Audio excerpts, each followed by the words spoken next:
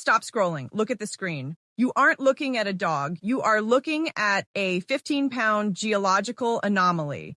When we first found him in the corner of that abandoned warehouse, we didn't hear a whimper. We didn't see a tail wag. We saw a singular, gray, hardened mass that felt like cold concrete. For the next 12,000 words of this journey, we are going to perform what I call a surgical exhumation. We are going to peel back layers of filth that have been compressed by time into a literal suit of armor. If you've ever wondered how much a heart can endure before it simply stops, stay with me, because the creature inside this shell hasn't seen the sun in 3 years. I'm going to be 100% honest with you. Most people will click away in the next 3 minutes because this is uncomfortable. But you're here because you understand that the most beautiful things in this world are often found under the heaviest weights. By staying until the final frame, you aren't just a viewer, you're an advocate for a life that was meant to be forgotten. Hit that subscribe button now to prove that we don't walk away when things get ugly. I need to pause the footage right here so you can see what I'm seeing. Look at the way my clippers are vibrating against the surface. Do you hear that? It's not the sound of cutting hair. It's the sound of cutting through a composite of oil, waste, and compressed keratin. I've handled hundreds of cases, but this is different. This is a shell that has become a biological prison.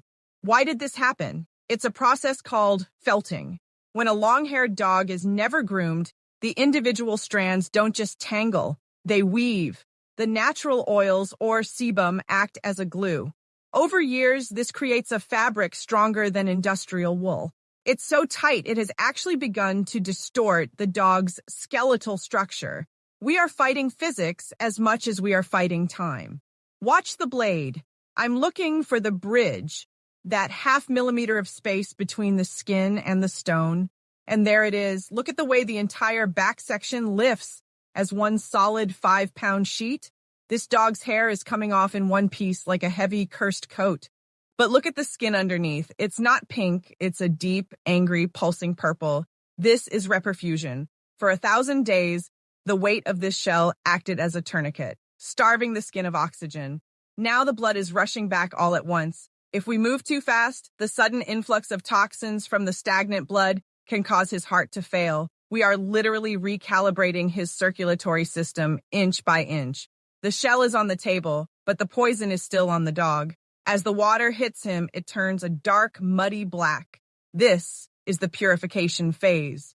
We are washing away years of flea dirt, which is actually digested blood from the thousands of parasites that lived in the microclimate inside that hair. His skin is raw. We are using a balanced chlorhexidine wash because his acid mantle, his skin's first line of defense, has been completely destroyed. A dog's skin pH is between $7.0 and $7.5, much more alkaline than ours. We have to treat him like a burn victim, patting the skin to avoid further trauma to the chronic contact dermatitis hiding underneath. Look at his gums. They are a ghostly porcelain white. This is severe anemia. Those parasites didn't just live on him. They harvested his life force.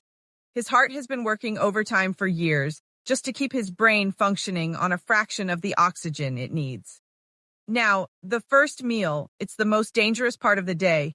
If he eats too much, his insulin will spike, causing refeeding syndrome, which is almost always fatal in starved rescues. We are starting with micromeals, 1 tablespoon of slurry every 2 hours, to reboot a metabolic system that has been in starvation mode for years.